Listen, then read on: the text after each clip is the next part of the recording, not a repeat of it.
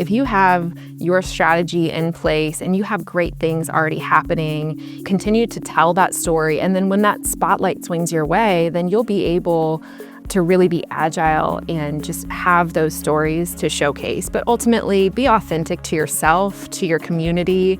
Make sure that you are telling the story of everyone in your region. That's the voice of Danielle Hilton. She's the managing director of Team KC, the Kansas City Area Development Council's talent attraction and lifestyle marketing initiative. They're working to attract business and talent to this 2-state, 18-county area.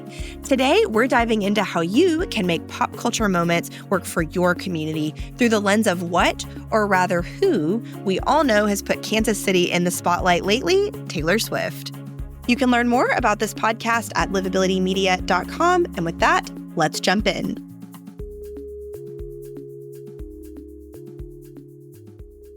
Welcome, Danielle, to Inside America's Best Cities. I am super excited for our conversation today. So am I. Thank you for having me. So normally we do not get to plug in on this podcast, I would say, to big pop culture moments like what we are here to talk about, which is the Taylor Swift-Travis Kelce romance and how that has been a big opportunity for Kansas City. So we're super excited to get your perspective on that. Can you start off by talking a little bit about, how did your team initially react to this news?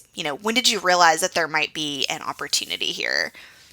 So pretty early on, we actually were blessed to have a couple of Taylor Swift concert nights. So that impact was immense. Just having the concerts here, just from an economic perspective, she really made a positive impact from the stadium and the sales, but also through taxes and other things. So we know the Taylor Swift effect. So following that 2 nights of the concert, we started hearing some rumblings, some murmurs that there might be this Taylor Swift, Travis Kelce romance. And so our chat that we have with our marketing team, and we do have some Swifties, really started kind of blowing up. And so when I was watching the Chiefs game at home, and they panned over and we saw Taylor Swift, I immediately text our marketing team just a screenshot. So it was just a photo of my TV, and we knew right then, this is going to be big. If she's here in KC, then that means we've got lots of eyeballs on us. So we initially just really joined in the celebration and the excitement. And then very quickly, we also turned it into, hey, this is a moment. It's time for us to show how great Kansas City is. We know it. We love it. We talk about KC all the time. We're looking to attract talent and business here to our market. So all eyes are on KC, and we've really been riding that wave for over a year now. They sure are, all of the eyes. I have to say, for myself, I'm not necessarily a Swiftie or a super non-fan. I'm kind of somewhere in the middle. Just out of curiosity, where do you stand on that? It's funny because we've all seen that effect and all this news about her, so it's sort of you can't help but know about it, even if you're not a fan. But where did you stand on that? I would say that I'm somewhere in the middle too. I am absolutely a Taylor Swift fan. I have been ever since, her first album came out. We were actually born in the same year, so it really resonated with me. I was actually in high school at the time when her first song came out. So I've always been a fan, but not necessarily a super mega fan. Yeah, no, I resonate with that. I enjoy some of her earlier stuff because that was also high school for me. So I have a lot of nostalgia on some of the early ones I really enjoy. But it's been cool to watch her take off. And that's some long-standing celebrity too. Not to, out how long me or you might have been out of high school. But, she's been in the spotlight for a while. She has. And she's gone through a lot in the process. And I think that we've all tracked her story of her own love story and how that comes across in songs. And so when it hit home for us, and we have loved Travis Kelce for over 10 years now that he's played on the Kansas City Chiefs. So we know what a great guy he is. And I couldn't be more excited that the two of them are together. Their love for one another is really amazing. And I think that it's great for both of them. So how have you tied this pop culture moment into your talent attraction strategies and made that connection? So we all along, as I mentioned, we tell the story of Kansas City all the time, day in and day out. That's what we wake up doing. Our intention is to attract business and talent. So now we get to talk about Taylor along the way. And bottom line is that her following, those mega fans, that's a lot of people. So we're able to really use it as a hook. She's having an immense moment right now. So are the Kansas City Chiefs. So is Travis Kelce, the whole Kelce family. In fact, if I think that we're all very close to it here in KC, we know what's going on. But I think that the whole nation really, if not the world, is taking notice of it. So it really has given us a platform to broaden our audience and continue to tell the story of Kansas City, just reaching more of an audience, but also showcasing what makes Kansas City so special. The Taylor Swift effect that I mentioned, those businesses here in Kansas City have been feeling it too. So we're partnering with media and with those businesses to tell the story of that positive economic impact that she's had. Everything from placing media that showcases the great restaurants that we have and retailers that have been positively impacted.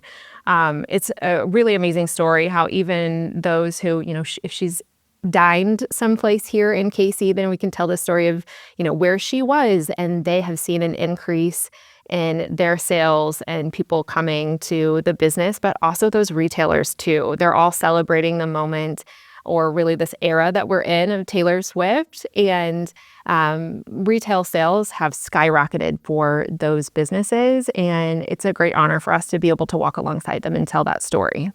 You all recently had a pretty big media placement about that, I believe. I cannot remember the outlet, but if you'll share, I'll make sure to add that to the show notes. Absolutely. So we were able to host a writer who actually solely covers Taylor Swift. He's the first ever writer who covers her full time. So he creates a ton of content. What a job. He's a great follow. But he was actually here in Kansas City for 6 days, and we got to host him, showcasing, those places that are worthwhile for him to spend his time. And so USA Today was one of the most recent placements there, and he spent time with a handful of those small businesses and those businesses that have been positively impacted, and the stories from them are incredible.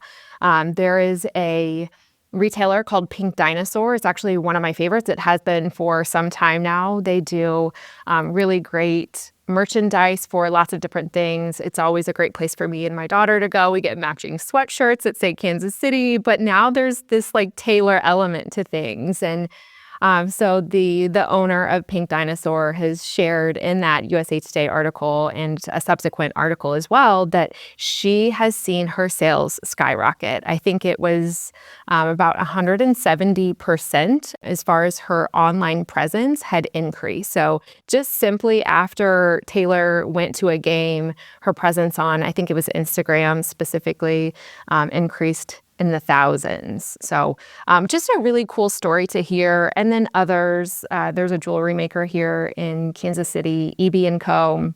And because of some of the things that they create and sell, then they've actually seen their sales skyrocket as well. So much so that they were able to buy their dream house recently. So it's not just an item. It's not just something. It's some of these things are so impactful to lives, and it's that Taylor Swift effect that everything that she touches is gold, and we're so excited to be a part of that story. And impactful to some regular people too, which is always nice to see, right? Not just other celebrities.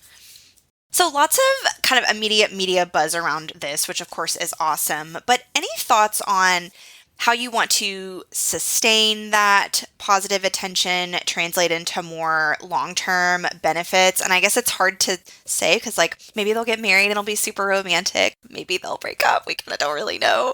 But all things considered there, any thoughts on that and sort of that trajectory? Absolutely. That's one of the things that we're really mindful of as we build out our strategy is that This is something that is somewhat out of our control. So we're not hooking our wagon to this solely. There's a really incredible Kansas City story to tell. We've had momentum going for years now.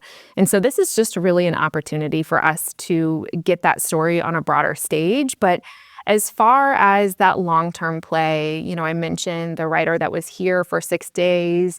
We were able to host him, and he's just, I want to give him some kudos. His name is Brian West, and he actually came back in market on his own, and he plans on running many stories moving forward. So this is not just one placement or two. This is an entire series. So we continue to be in the spotlight from that. But long term, too, it's about telling our story of what's ahead for us. And there's so much happening here in KC. I mentioned the momentum, but also moving forward, in 2026, Kansas City is a host city for the FIFA World Cup, which is, that's the largest stage that you can get on, right? So it's really amazing to be a part of that. Our community is gearing up to be an incredible host city. This was something that we all really we try to stake claim on this and say that we are going to be a great city to be a host city. So we're one of 16 in North America. We're centrally located. We have world-class training facilities and stadiums where matches will be played. And we are primed to be an incredible host, but also another stage for us to be on. So like I said, this is a long-term play for us. We will continue to share our story any way that we can, and we're grateful for the opportunity for that to be attached to Taylor Swift right now. I love that. It's really just another hook that kind of fell in your lap that you're playing off of, but just making sure to emphasize, that's just one piece of the story. And that way, when or if it does move forward from where it's at now, then you move on to whatever those other hooks are or new ones that come your way. Right. And to your point, I hope this love story continues. I hope that we can continue celebrating for years to come. It's been amazing to watch. We had a love story of our own before then. I mentioned that we have loved Travis Kelce for years and years. But that's kind of our thing. We have a saying, and our tagline, if you will, is share the KC love. And our logo as a market, as a region, that's actually 2 states. We actually represent both sides of the state line with our organization, and we represent it as one KC. And that KC heart is an emblem, a logo. It resonates with our market. There's a long story there, but I don't think it's any coincidence. I think that there are some things that are almost destiny, but the KC heart, being tied to the love story here, is something that I love. Yes. Appropriately, love goes along with everything you were saying. We talked a little bit about measurement-wise and just economic impact, numbers, local businesses and what they're seeing. Anything else you'd like to add on to that in terms of specific metrics of how this has had an impact, like maybe website traffic, inquiries from new people, job candidates? I think the most tangible thing that we can really measure are those media placements. So kind of hard facts that go along with that. There's been 18 pieces of coverage, over 1 million in views, with 290 million as far as that audience, and then 6,000 engagements. So all of those numbers are really tangible. They're fantastic to show and see the reach of the story. But then it's some of those things that are more anecdotal. It's the conversations that people are having. We have something called the epiphany of the visit. So if we can just get people here to KC, they can see why we love it so much. And we're seeing that opportunity come more often because more people are familiar with Kansas City through Taylor Swift, but also the Chiefs have been on the rise for some time now. And there's so many other things that we're showing up on people's radar for. But if we can just get them here, they will realize, they'll have that epiphany of the visit, and they'll realize how special it is here in KC. And then it gives us the opportunity to showcase more of our region for them. In terms of perception of the area, which I think one of the most interesting things about working in anything adjacent to PR is sometimes perception's more important than reality, right? sometimes works in your favor and sometimes doesn't. But what do you feel like perceptions kind of were or are of Kansas City before this connection? And then how do you feel like that is or might be shifting now, even for people who haven't spent any time there? Yeah, so I think that the perception of Kansas City has changed over the years. Now, this story and the Taylor attention has really accelerated it. But ultimately, we have been on the rise. We're almost in this like second renaissance of KC. KC is our organization, and we were founded about 50 years ago by two business leaders in our community, from H&R Block and Hallmark, to well-known brands. And around that time, so much was happening here in KC, and it was happening on both sides of the state line, that they said, we really need to get the word out. We need one organization that would be able to answer the phone at the time to say, we want people to come here and see, we want our business community to be growing. And so that was 50 years ago. We are kind of in this second renaissance again, where we have the Chiefs who are doing incredibly well. They have played in 4 out of the last 5 Super Bowls, and they've won 3 of them. So that's incredible. Sports are a huge part of our story. But then we also have the first stadium that is purpose-built for women's pro sports, and that's the first stadium in the world. Our KC Currents women's soccer team plays there. It just opened earlier this year. And so there's so much momentum that's happening here, and we will continue to grow and share that Kansas City story. So again, it's that momentum has been happening, and it's continuing to grow, and the Taylor effect has really continued it. You're so right. And it's funny because I was sitting here thinking, I don't know very much about football at all, but even I was like, oh yeah, the Chiefs like Super Bowl, right? So it's like there's all these things. They've done pretty good lately. You don't even have to be a fan to know about these things just existing. So that's right. Pretty cool for you all. And in general, I think we've been seeing a lot of smaller, more medium-sized cities get the spotlight per our theme a lot more in recent years, and really have so many different ways to showcase the advantages that they offer over some larger metros. Of course, that's what we do at Livability, so I talk about those a lot, but it's really neat getting to see that play out. Yeah, you're absolutely right. And it's helped us with our business attraction as well. So we talked about those perceptions. We've been working to change some of those for a long time now.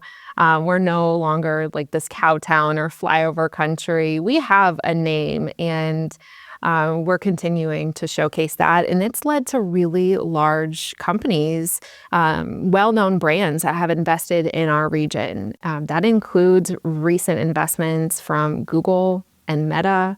Panasonic Energy also just made the largest investment in the state of Kansas in their history. So we're winning big, and that goes for our sports as well as our business and those that live here as well. What are some key takeaways from this that other EDOs could think about in terms of how they can prepare for, if there is any preparing, because sometimes you just don't know when something's going to happen, and how they can leverage moments like this or events like this? So I really like I try to live in this mindset of just always stay ready. And then that way you never have to get ready. You don't have to get your house in order as soon as, something big comes in your way. If you have your strategy in place and you have great things already happening, continue to tell that story. And then when that spotlight swings your way, then you'll be able to really be agile and just have those stories to showcase. But ultimately, be authentic to yourself, to your community. Make sure that you are telling the story of everyone in your region. KC ADC and Team KC have been doing this for a very long time. It's really important to us that we're telling the stories of those people and the places that are thriving here in KC. We've been ready. We've been ready for the spotlight. So here it comes. But for us, one of the things that we do is an annual publication called KC Options Magazine. It's both a print edition as well as a digital edition. And we showcase those stories of the people and places that are thriving here in KC. It gives people a look into those hidden gems of our market. But again, that authentic view, and it helps talent fall in love with KC just as as we love it. So that's my biggest advice, though, is just find what works for you and really lean into that. But more than anything, too, part of this KC Options magazine is a whole lot of collaboration. We know our community well, and it allows us to tap people on the shoulder when we have opportunities, and just having relationships and connections. It really fosters a great opportunity to be ready for that spotlight, like I mentioned. That's so true. I'd love to talk about any potential downsides or risks with this sort of thing. Of course, you and I were just on a panel at the Young, Smart, and Local Talent Conference, and we had a few panelists, one of whom was from Scranton, Pennsylvania, and she talked about the impact of The Office. We've done a previous episode of this podcast with her that I'll link up in the show notes. But one thing she talked about was when they first heard about that ramping up, they thought the show was just going to make fun of them and kind of weren't sure, how that would go. So when they initially embraced that, it was a risk that did really pay off for them. But to that end, any potential downsides or risks associated with this sort of thing, and how can places navigate that push and pull? Yeah, there certainly is. I think there's risk in anything that we do. But the biggest thing with this is that we really can't control what celebrities do. So what we can control is what we need to focus on. We need to make sure that we're leaning into our strengths and sharing our industry strengths as far as business, but also why Kansas City is a great place to live and to work. But yeah, I think that's the biggest risk, is just there are some things that are out of your control. And I really hope that Kansas City doesn't end up in a Taylor Swift song for a negative reason in the future. Well, it wouldn't be you guys' fault if anything happened. That's right. I think that she's proven she enjoys spending time in Kansas City. It's a really safe place for her to be. One of the biggest things learning from this is just we want to make sure that she feels welcome here. We have this Kansas City nice about us, and we make sure that everyone is welcome here. We want to make sure that she doesn't feel overwhelmed or like she doesn't have privacy. Yeah, that's so true. And it's such a different life experience than what a lot of us are having, that might not be your first thought, but it makes a lot of sense to think about. What are you most excited about, Danielle, for Kansas City's future? Yeah, I mentioned some of the things that we have on the horizon, but just moving forward, I think that we're poised in a really great place where we are ready to attract additional brands and businesses and continue to grow. Our Gen Z population has grown significantly, and we continue to get in front of all the right people. So I'm really excited to continue the growth and the momentum, but also we've got some really incredible regional assets coming to KC, and those people that are already here, including myself, have things to look forward to. We've got, I mentioned already, we're a host city for the FIFA World Cup, so that's happening in 2026. But then those regional assets, we have things like the Black Movie Hall of Fame that's here in KC or coming to KC.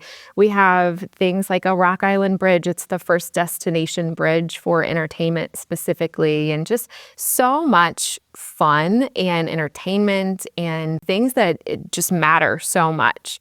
Like that stadium that is purpose-built for women's sports. So we will continue to keep the momentum going, and that's really exciting to be in the position that I'm in. I have to pick on you because earlier you did say that the World Cup was the biggest stage, and I thought, bigger than Taylor Swift? I don't know. I think bigger than Taylor Swift. Sorry, okay. Taylor. Sorry, Taylor. No, it's going to be really massive. Anyone who has hosted before. So if you imagine, and I'll give you some context for this, each match that is played for in the FIFA World Cup is essentially the equivalent of a Super Bowl. So if you imagine the impact of a Super Bowl, imagine that on a city, but then there are multiple matches that will be played here in Kansas City. We actually have 6, one of which is a quarterfinal, which is significant. That means that we'll have some really amazing teams being played here, but also all of these matches happen over a 40-day period. And this is a global stage. So this means that those places that are playing, they're bringing their audience with them. Their fans are traveling from around the world to watch these matches. So they're not just coming overnight. They will be impacting us in a big way, in a positive way. They're coming with a lot of people who will be frequenting our businesses and hospitality, and we're ready to welcome them, but it's big. Well, that's definitely helpful because I did not have a good understanding of that, but people that are really going to be more immersed there, which is awesome. That's right. It's a real opportunity for us to show up and show out, and I have no doubt that we're going to do a great job of it. Any other advice you'd like to add for EDOs thinking about attracting talent in a competitive market and creating a compelling narrative? Because to an extent, communities are promoting a lot of the same stuff. And so standing out, I think, can be challenging. And I think some of that just goes back to who are you targeting and sort of using that to make those connections. But what would you add on that? Yeah, I think I've kind of mentioned this, but don't hitch your wagon to one thing. You don't want to be telling someone else's story and that be your story moving forward. If you find yourself with an opportunity in front of you where you can leverage a stage, if you will, or the spotlight, then tell your story. Lean into what is authentically you and know your audience. It's really important to make sure that what you're saying is resonating with them. You certainly don't want to alienate anyone, but you want to attract talent and people and businesses that really align with your community. So that's the biggest thing, is just making sure that you're telling your story and getting the right message in front of people. Awesome. Well, thank you so much, Danielle. This was a really fun conversation and a lot more engaged in pop culture than we normally get to be. So thanks so much for spending some time. Thank you. I really enjoyed having the conversations today.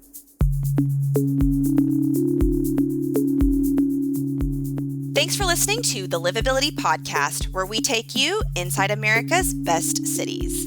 At Livability, we highlight the unsung awesomeness of small and mid-sized cities across the country. We also partner with communities to reach their target companies and potential residents through digital content and print magazine programs. If you enjoyed this episode, please follow, rate, and review this show wherever you listen to podcasts.